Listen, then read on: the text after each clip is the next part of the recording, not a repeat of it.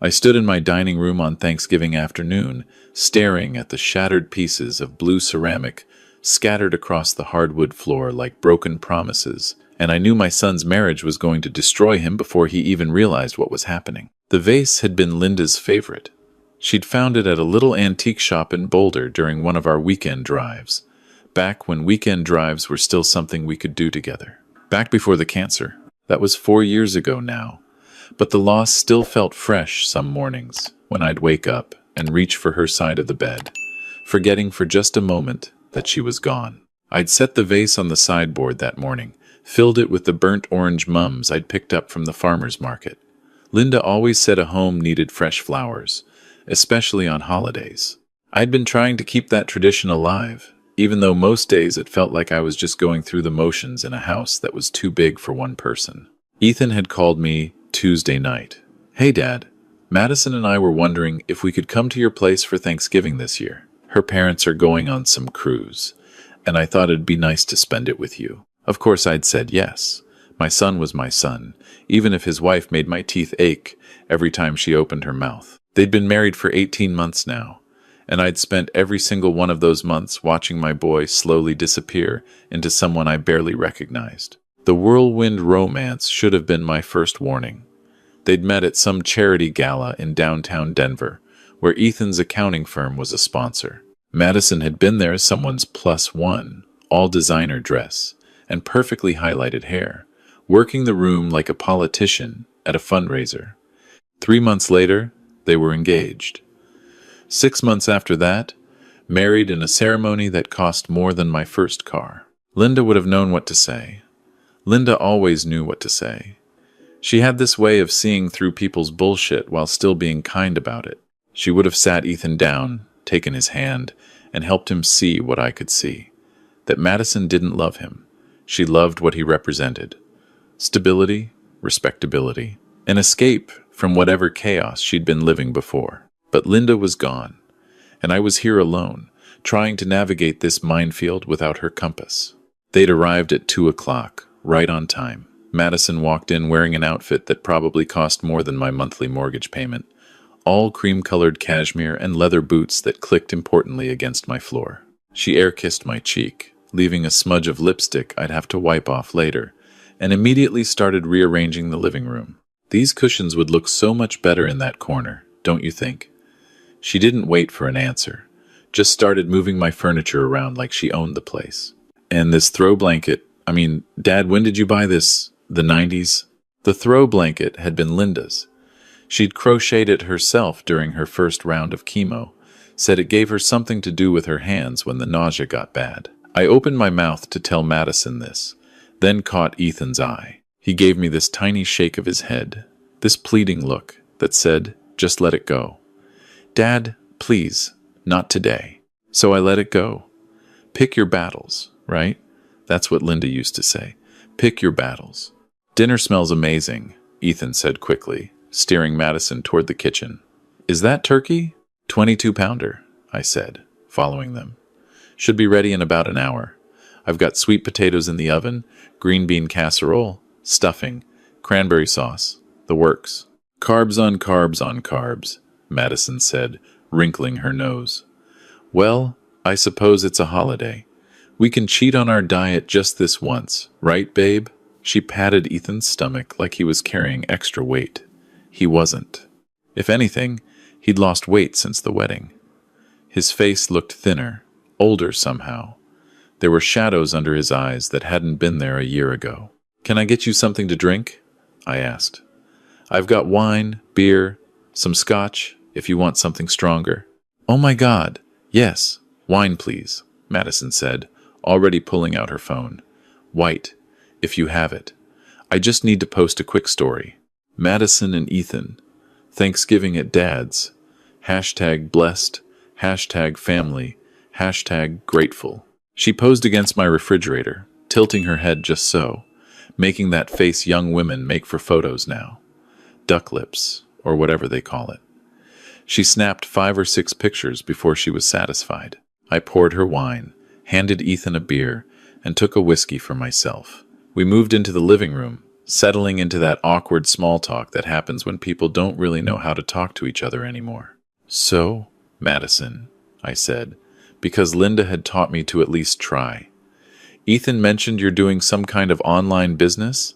Her eyes lit up. "Yes. Oh my God, yes. I'm a lifestyle influencer. I've got like 15,000 followers now on Instagram.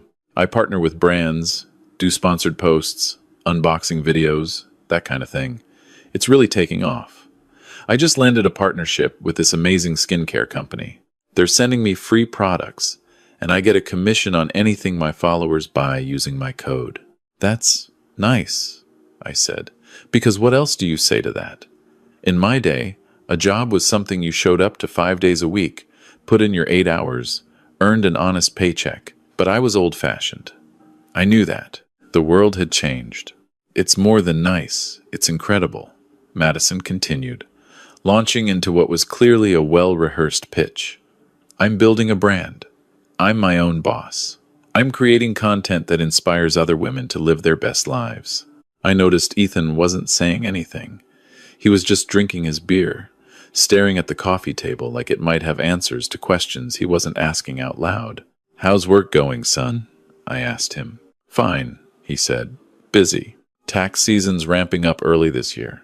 "He works too much," Madison said, reaching over to run her fingers through his hair. The gesture looked possessive more than affectionate. "I keep telling him he needs to find better work-life balance. All those hours at the office. And for what? It's not like they're making him partner anytime soon." Ethan flinched, just barely, but I saw it. "They might," he said quietly. "Jenkins mentioned it last month, said I'm on the short list for next year." "Oh, baby, that's great," Madison said, but her tone said she didn't believe him. "That's really great." The timer went off in the kitchen, saving us from whatever was about to happen next. I excused myself to check on the turkey, grateful for the interruption. Through the doorway, I could hear them talking in low voices. I couldn't make out the words, but I knew the tone. Madison was upset about something, and Ethan was trying to calm her down. I'd been in that position myself once, years ago, before Linda. I'd dated a woman who was always upset about something, always needed managing, needed careful handling like a bomb that might go off any second. Linda had been the opposite, steady, sure. She'd made life feel simple instead of complicated. Dinner was tense. Madison pushed food around her plate, taking tiny bites and grimacing like everything tasted wrong. She kept checking her phone, typing away, occasionally showing Ethan something that made him nod and smile weakly. I tried to make conversation, asked about their apartment, about Madison's family, about their plans for Christmas. Every answer was short, clipped, like I was interviewing suspects instead of having dinner with my son and his wife. It was when I got up to clear the plates that everything went to hell. I'd stacked the dishes and was heading toward the kitchen when Madison's voice stopped me cold. "Wait, is that a Rolex?" I turned around. She was standing by the built-in bookshelf where I kept my watch collection, the 12 pieces Linda and I had accumulated over our 35 years together. Each one represented something, an anniversary, a promotion, a milestone. The Rolex Submariner had been Linda's gift to me when I retired from my engineering job. The Omega Speedmaster was from our 25th anniversary. The Patek Philippe, the crown jewel of the collection, had been a gift from Linda's father, passed down through 3 generations. "Yeah," I said carefully, "that's part of my collection." Madison was already taking watches out of their cases, handling them like they were toys instead of precision instruments worth thousands of dollars each. "Holy shit," she breathed. "Babe, did you know your dad had all these? These are worth, like, a fortune." Ethan shifted uncomfortably. "Yeah, I knew. Dad's been collecting them since before I was born." "Since your mother and I got married," I corrected, setting the dishes down. "Each one has a story. That Rolex there, your mom saved up for 2 years to buy that for my retirement. The Omega was our 25th anniversary. The Patek Philippe belonged to your grandfather." Madison wasn't listening. She was already Googling on her phone. "Oh my God. Oh my God. Ethan, do you know how much these sell for? This Patek? It's going for like $40,000 online. And this Rolex? At least 10 grand. How many of these do you have?" 12, I said, moving toward the bookshelf. I didn't like how she was handling them, didn't like the look in her eyes. And they're not for sale. I didn't say they were, Madison said, but she said it in that way people do when they're already plotting something. She put the watches back, but I could see the gears turning in her head, doing the math. 12 watches, $90,000 worth of timepieces, maybe more. I took the dishes to the kitchen, but something cold had settled in my gut. Through the doorway, I could see Madison talking to Ethan in an urgent whisper, gesturing toward the bookshelf. Ethan was shaking his head, but Madison kept talking, kept pushing. When I came back out, Madison was standing by Linda's vase on the sideboard, the blue ceramic one with the orange mums. She was looking at it with this expression I couldn't quite read. "This is pretty," she said. "Is it valuable?" "It's worth everything," I said. It was Linda's favorite, but, like, monetary value. "Is it an antique or something?" "It's worth what it's worth to me," I said, more sharply than I intended. "Sentimental value." Madison rolled her eyes, just slightly, just enough for me to see. "Sentimental value doesn't pay bills, Dad." The way she said Dad made my blood pressure spike. She'd started calling me that right after the wedding, like we were close, like she'd earned it. We weren't close. She hadn't earned it. "Speaking of bills," Ethan said suddenly, his voice strained. "Madison, maybe we should—" "No, it's fine," Madison cut him off. "We should talk about this. It's family, right? Family helps each other." She turned to me with this smile that didn't reach her eyes. "Dad, Ethan and I are in a bit of a tight spot financially. We were hoping maybe you could help us out." I looked at Ethan. He was staring at the floor, his jaw clenched tight. This wasn't his idea. This was all Madison. "What kind of tight spot?" I asked. "Well, you know how it is. Wedding expenses, the apartment, Madison's business investments, living expenses in Denver. It all adds up. We've got some credit card debt we're trying to pay off." "How much?" Madison hesitated. $65,000. I actually laughed. I couldn't help it. $65,000 in credit card debt? How is that even possible? "It's not funny," Madison snapped. "Do you know how expensive it is to maintain a lifestyle brand? I have to buy products to review, clothes for content, equipment for filming. It's all business expenses." "Business expenses you can't afford," I said. "On credit cards charging what, 18% interest? We have a plan to pay it back," Ethan said quietly. "We just need some help getting ahead of the interest." I looked at my son, really looked at him. He seemed smaller somehow, defeated. This wasn't the Ethan I'd raised. The Ethan I'd raised was responsible, careful with money, practical. Linda and I had taught him the value of $1, taught him to save, to plan, to live within his means. "How much do you need?" I asked, even though I already knew I wasn't going to give it to them. Giving Madison money was like pouring water into a bucket with a hole in it. $20,000 would help, Madison said immediately. "Just to get us caught up. We'd pay you back. Of course." "Of course," I echoed. "And how would you do that exactly?" "Ethan's salary is good, but not $20,000 to spare good. And your influencer income, that's what? A couple $100 a month?" Madison's face flushed. "It's more than that." "How much more?" "That's not the point. The point is we need help, and you're sitting on a fortune in watches that you never even wear. You could sell just 2 or 3 of them, and it would solve all our problems." And there it was. The real ask. Not $20,000. My watches. "No," I said simply. "What do you mean, no?" "I mean, no. Those watches aren't for sale. They're not mine to sell. They're Linda's legacy. They're family heirlooms. They're going to Ethan when I die." "Lot of good they'll do him when you're dead," Madison said, and the ugliness in her voice was finally out in the open. "What's the point of holding on to a bunch of watches you never wear while your son drowns in debt?" "Madison," Ethan said weakly, "that's enough." "It's not enough. Don't you see what he's doing? He's choosing dead metal over his living son. He's choosing things over people. I'm choosing to maintain boundaries," I said, my voice deadly calm. "I'm choosing not to enable my son's wife's shopping addiction by liquidating his inheritance." The room went silent. Madison's face was white with fury. Ethan looked like he wanted to disappear into the floor. "You don't know what you're talking about," Madison said finally. "I don't have a shopping addiction. I have a business." "Then run it like a business. Balance your books. Live within your means.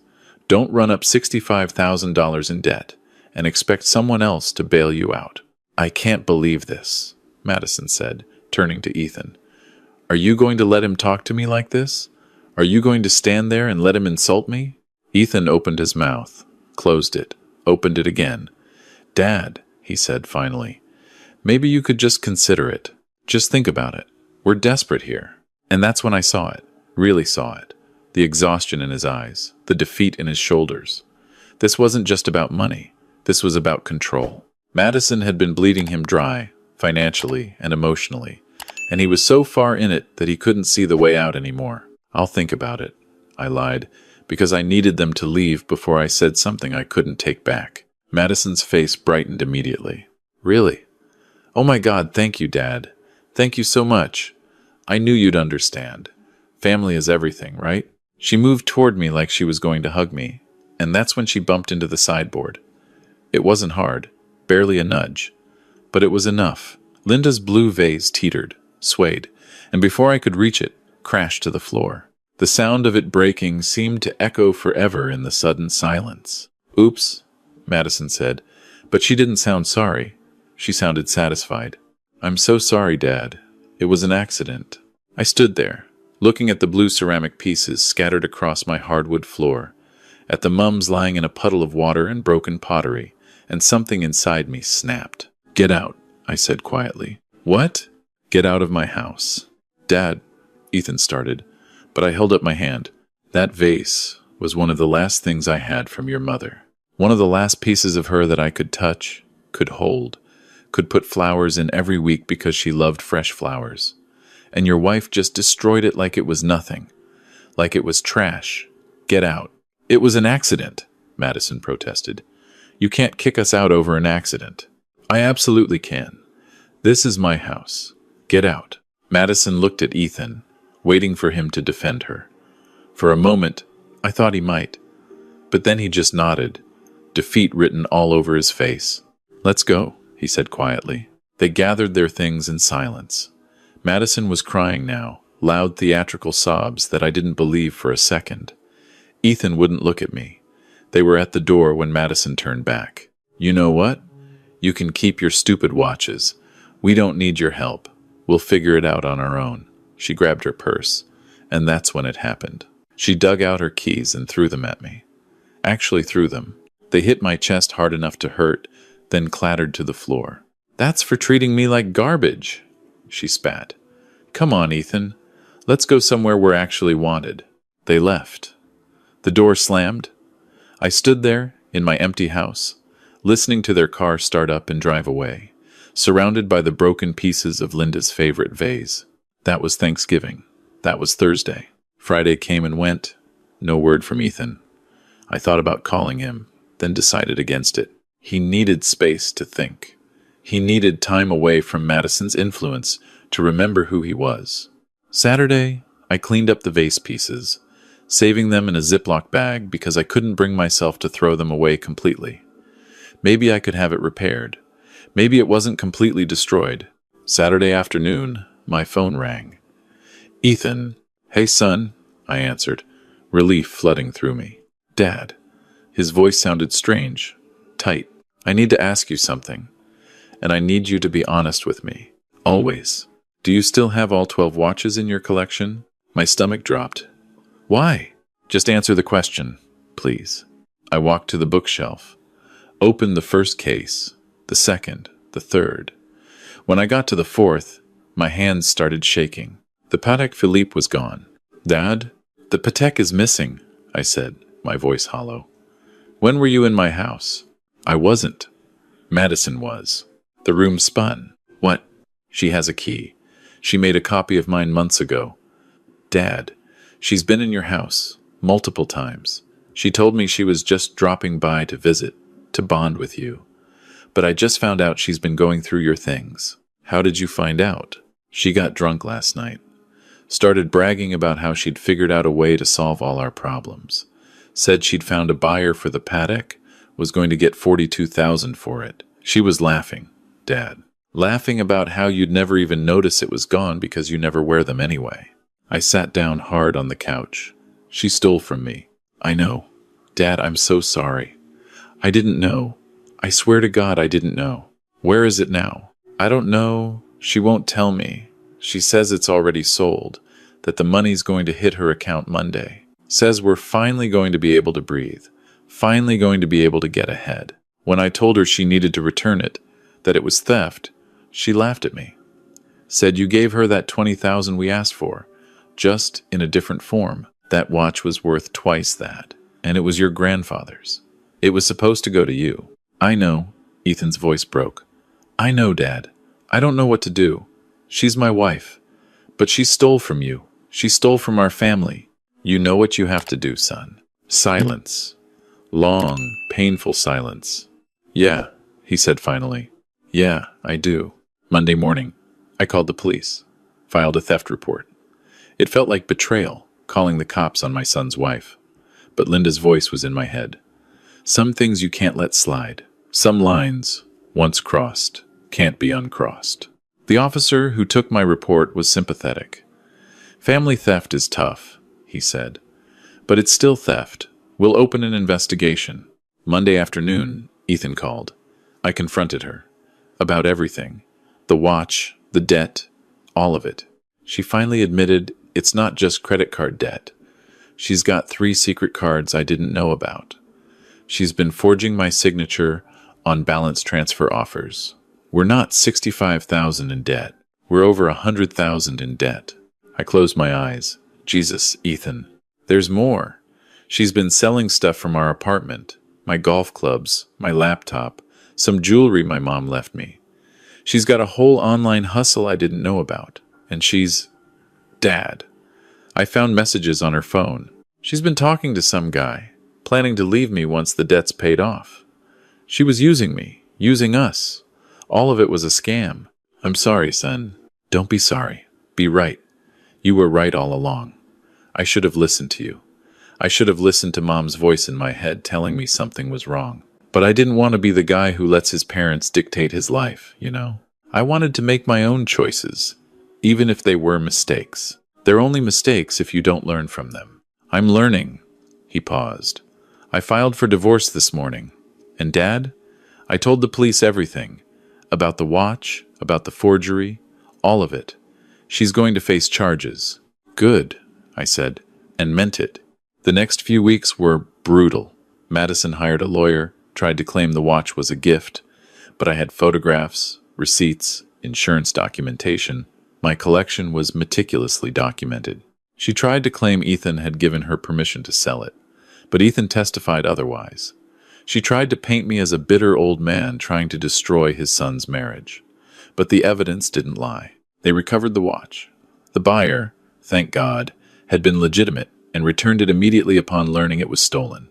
Madison faced charges for theft, forgery, and fraud. Her influencer career imploded spectacularly when the story hit the local news. Turns out a lifestyle influencer facing felony theft charges isn't great for brand partnerships. Ethan moved back home with me for a while. Not because he had to, but because he wanted to. We spent evenings talking, really talking, in a way we hadn't since Linda died. He told me about the gaslighting, the manipulation, the way Madison had slowly isolated him from his friends, his hobbies, his own sense of self. He told me about the constant criticism, the way she'd made him feel like he was never good enough, never made enough money, never gave her enough attention. She made me forget who I was, he said one night over whiskey. I was so busy trying to make her happy that I stopped trying to make myself happy. Your mom went through something similar, I told him. Before we met, she was engaged to this guy who was always finding fault with her, always making her feel small. She told me once that leaving him was the hardest thing she ever did, but it was also the best thing. How did she know it was time? She said she woke up one morning and realized she was planning her life around avoiding his anger instead of pursuing her own happiness. She said that's when she knew she had to go. Ethan nodded slowly. That's exactly how it was. I was constantly walking on eggshells, constantly trying to predict what would set her off, constantly making myself smaller so she could feel bigger. You're better than that, son. You're better than anyone who makes you feel like you need to shrink yourself. 6 months later, the divorce was final. Madison pled guilty to the theft charges, got probation and community service. She moved back east somewhere, I heard. Started over with a new name, a new identity online. I hoped she got help. I really did, but mostly I hoped she never came near my son again. Ethan started therapy, started rebuilding his life, started remembering who he was before Madison. He even started dating again, carefully this time. He brought a woman home for dinner a few months back, Sarah, a kindergarten teacher with a warm smile and honest eyes. She complimented my cooking, asked about my watch collection with genuine interest, and told stories about her students that made Ethan laugh in a way I hadn't heard him laugh in years. After dinner, after Sarah left, Ethan helped me clean up. I like her, I said. Me too, he said. She's uncomplicated. In a good way. She doesn't play games. She doesn't have an agenda. She's just herself. That's how your mother was. I know. He dried the last plate, put it away. Dad, I want to thank you for not giving up on me, for standing firm when I needed someone to stand firm, for calling the police even though it must have killed you to do it. It did kill me, I admitted. But some things are more important than comfort. You're my son. I'd walk through fire for you, but I won't watch you burn yourself to keep someone else warm. He hugged me then, hard and long, the way he used to when he was a kid and something had scared him. I love you, Dad. I love you too, son. Now, sitting here in my living room with a new vase on the sideboard filled with fresh flowers because Linda would have wanted that, I think about what I've learned, about boundaries and love, and the difference between helping someone and enabling them, about the courage it takes to stand firm when everyone else wants you to bend. Madison tried to take something from me. She stole a watch, yes, but she tried to steal something more valuable. She tried to take my son's future, his happiness, his sense of self. She tried to use our love against us, to weaponize family bonds for her own gain. But here's what she didn't understand. Real love doesn't crumble under pressure. Real family doesn't break when tested. Linda taught me that, and I taught it to Ethan. We stood firm. We held the line. And in doing that, we saved him. The Patek Philippe is back in its case now, exactly where it belongs. The collection is complete again. But more importantly, my son is complete again.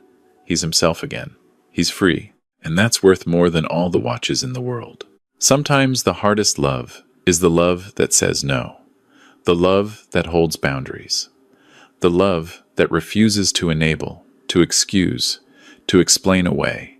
Sometimes the greatest gift you can give someone is the strength to walk away from what's destroying them. Linda knew that. And now, finally, so do I. The blue ceramic vase couldn't be repaired. Some things, once broken, can't be put back together. But that's okay. I've learned you don't need the original to honor the memory.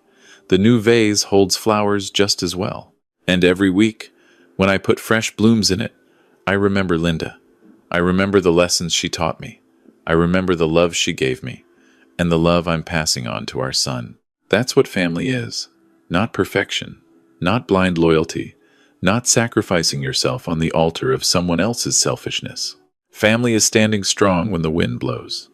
Family is holding the line when everything in you wants to give in. Family is loving someone enough to let them face consequences, to learn hard lessons, to become who they're meant to be instead of who someone else wants them to be. I look at the watch collection now, all 12 pieces accounted for, and I don't see dollar signs. I see 35 years of marriage. I see anniversaries and promotions and milestones. I see my father-in-law's shaking hands as he gave me the Patek Philippe, telling me to take care of his daughter. I see Linda's smile when she gave me the Rolex, telling me I'd earned my rest. These aren't just watches, they're time itself, frozen and preserved. They're proof that love endures, that family persists, that some things are worth protecting, no matter the cost. Madison thought she could manipulate that. She thought she could exploit the love between a father and son, thought she could use our bonds against us. She was wrong. Some foundations are too solid to crack. Some legacies are too important to sell. Some loves are too deep to be used as leverage. Linda built that foundation with me, over 3.5 decades of marriage. And now Ethan and I are standing on it, solid and sure, looking toward a future that's finally bright again. That's the real inheritance, not the watches. The strength to know when to hold on and when to let go. The wisdom to understand that sometimes the most loving thing you can do is refuse to participate in someone else's destruction. The dinner dishes are done. The house is quiet. And in the bookshelf, 12 watches tick away, marking time, honoring memory, waiting for the day when I'll pass them on to my son. But not before their time. Not before his time. Not before he's ready to understand what they really represent. Because these watches, they're not about the past. They're about the future. They're about the legacy we're building, one generation at a time. They're about standing firm when the world tells you to bend. They're about knowing your worth and refusing to let anyone convince you otherwise. That's what Linda taught me. That's what I taught Ethan. And that's what these watches represent.